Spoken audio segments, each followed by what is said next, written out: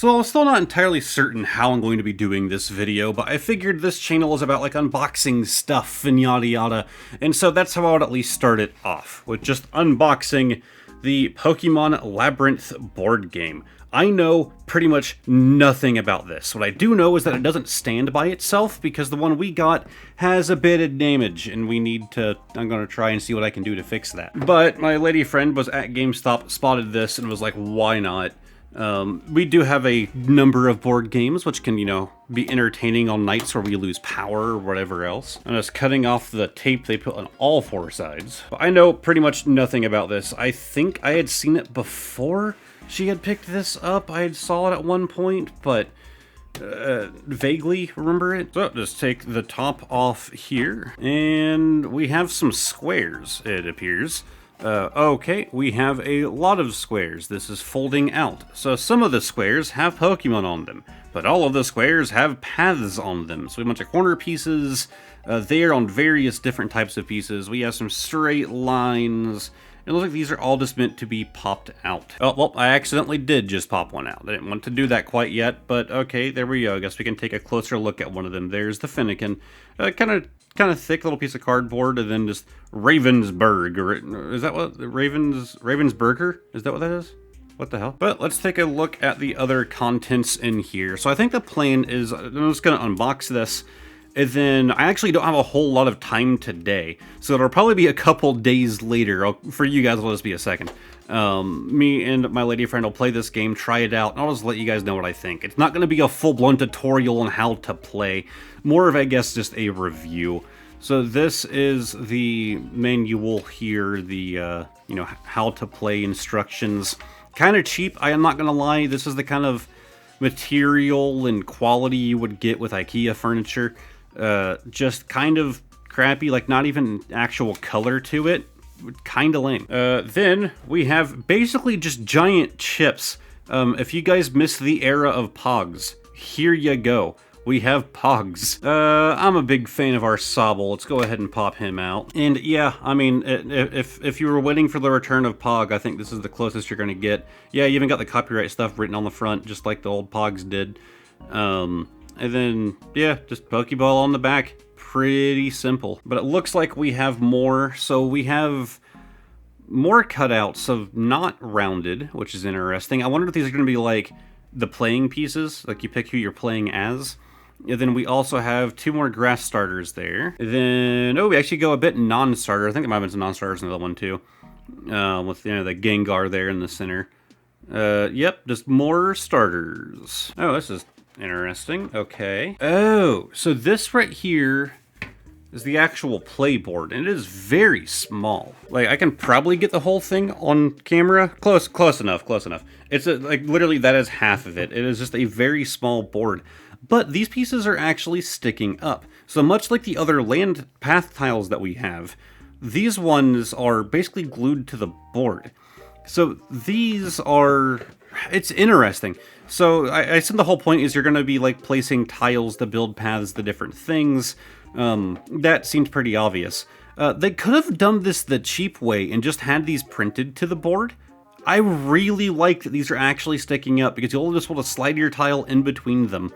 And you don't risk like sliding over top of what would just be printed on.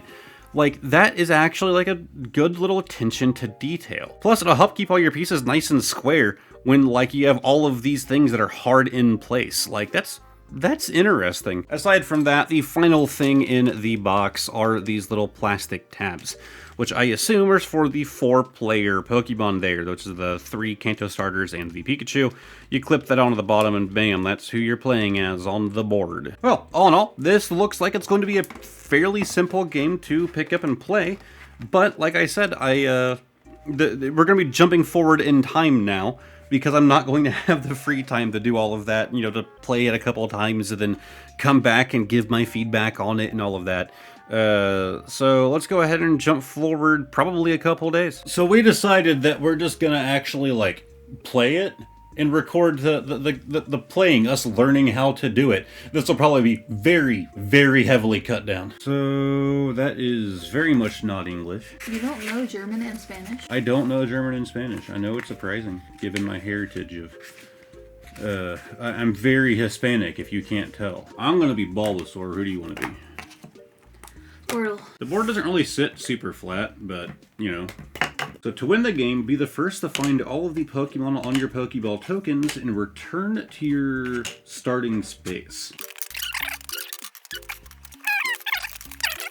Shuffle the maze tiles face down and place them face up on empty spaces of the game board until it forms a random maze. Okay, so when all these upside down, and then start shuffling them together. And then I'm just gonna go randomly. And I think the idea is that we can turn these pieces later, and so it's not supposed to form a straight, you know, connection through.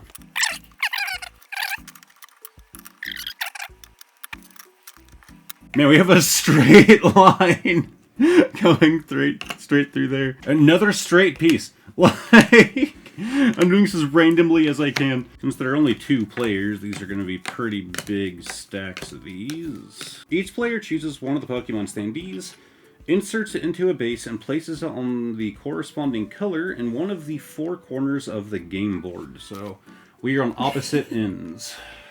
The player looks at the first card of their Pokeball tokens without showing it to the other players. The youngest player goes first, that is you, and continues clockwise. Each player will start by trying to reach the Pokemon shown on their first Pokeball token. First, insert the maze tile laying next to the game board.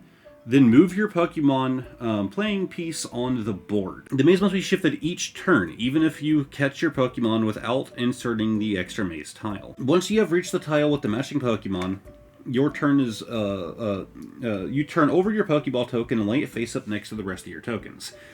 Now look at the next Pokemon card. On your next turn, you have to find your way to this Pokemon on the game board. The game is over as soon as someone has turned over all of their Pokeball tokens and returned their Pokemon playing piece to its starting position. I'm voting way to play to 3 instead of all. I was literally going to say 3. Yeah, because with 2 of us, that's a lot. And then variation for younger children, okay. So, you get to go first. So, you get to go from any of the arrows, shifting a tile down, using this in any direction to try and get you closer to your target Pokemon. So, let's say Litten was your goal, right? Well, following this maze, you can only get to here, right? But you can't shift this row, you can shift this one. So maybe inserting this right here will shift all these tiles down, meaning this will now be here, and this will now have a straight path going that way. Then, you know, you could try and move from there, right? So figure out where you want to shift a whole line. This is more complex than I thought it would be. I thought it was just going to be like a little kid's game. I mean, it is, but like a little kid. There's a lot more thought you have to put into it. I don't think this is the kind of game that I'm good at more traditionally. So you do like this. Yes. Like you shift it like that. And then that's all you can do with that. But now you can move wherever you need to, following the path. And so these aren't Pokemon you battle. These are just Pokemon you need to get to. Yeah. Okay, so I'll go here.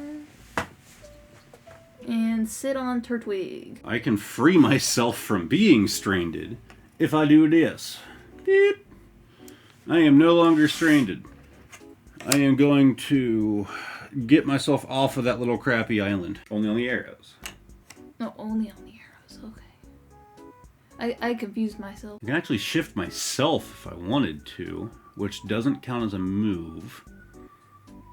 But it wouldn't really get me anywhere. I would be stuck basically in the same spot. Okay, I think this is a good idea. I haven't fully thought it through, but I'm also considering the fact that my camera can only record for so long. So, okay, so this one should be pretty dang simple. Gonna go on this little chimchar right here and just kind of push it.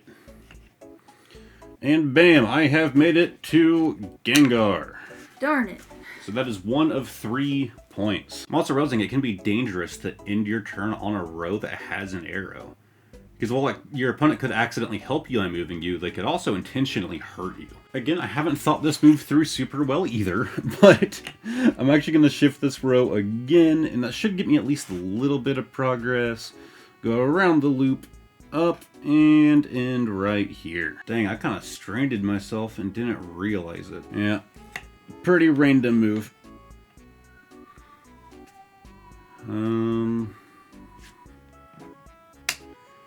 Alright, I'll sit there on the Eevee.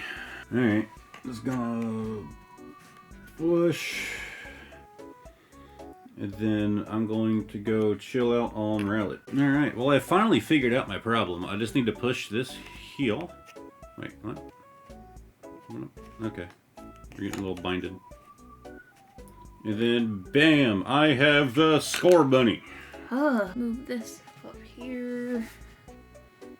And then go down, and I got my Eevee. Hell yeah.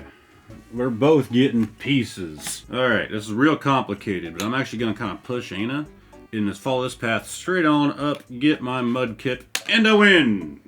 Yeah, funny part is my next move. Oh, really? Who would have been after that? Huh? Who's after? Mine, after that, it would have been... Oshawott. So I could have just gone here. As long as I didn't shift it away. Yeah. You would have had a victory in 2 turns. With what you were doing, you wouldn't have shifted it, and I would have gotten those like right after you. Well, it depends. If I would have had a different Pokemon, there's a chance I could have messed up your plan. But if I didn't interact with that small section of tile, then you would have been good. Yep. You would have won in 2 turns. Yeah, when I saw I was here and Gengar was there, like, that's not super bad. But then Score Bunny, like, I'm just basically moving corners at this point. Yeah, I kind of accidentally got myself into a good spot. Just like, okay, I can't think of a good move, so I'm just going to kind of randomly go about it. I'm going to kind of pick up my microphone here. If you're wondering about how long it takes to play on average, from set up until 1-player victory with only 3 points to win, 24 minutes, almost 25. So, yeah, not bad. I figured this video is already scuffed enough, so why not just hold my microphone? So, of course, if you were paying attention during that, you might have realized that we forgot a rule, that after you get all of your tokens, you then have to return back to where you started. But we also only played with 3 tokens and not all of them, because that would have been a lot and that would have been super long. If you're playing with 4 players, playing with all of the tokens makes perfect sense. With 2 players, that's a lot. So if you're wondering if I enjoyed it or if we found it fun, my girlfriend immediately afterwards wanted to play again. So that's a good note. I didn't want to play it again, so that's a bad note. It is, I think, afterwards, because I went through and I edited the video already. I still have it open back there. I do apologize that it's not the best quality. I'm trying to get better at trying to film more random things away from my regular set. Like, this setup was just done in, like, 5 minutes, and it's probably also scuffed. I am holding my microphone. I literally have a tripod right there. Why am I doing this? So after, like, editing it, yeah, I actually do want to go back and play more. I think it was more so just doing it on camera and stuff had me a little burned out, I suppose, from just the one playthrough. It certainly wasn't bad. We have a decent amount of board games, and we do like to play board games from time to time. And honestly, even though, you know, I am a Pokemon channel, so it makes sense that I would want to do Pokemon things, stuff like that. That wouldn't really influence me. It's more so how fun is the game. I don't really care what it's based around. Yeah, because it's pretty pick up and play, aside from a little bit of setup at the beginning, it's easy to remember the rules.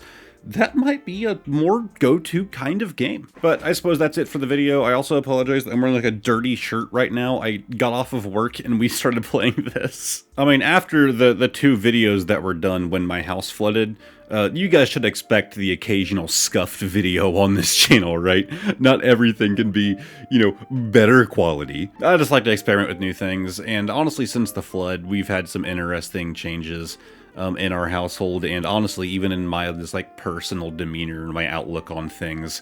And yeah, I'm more willing to try some more wild things at this channel.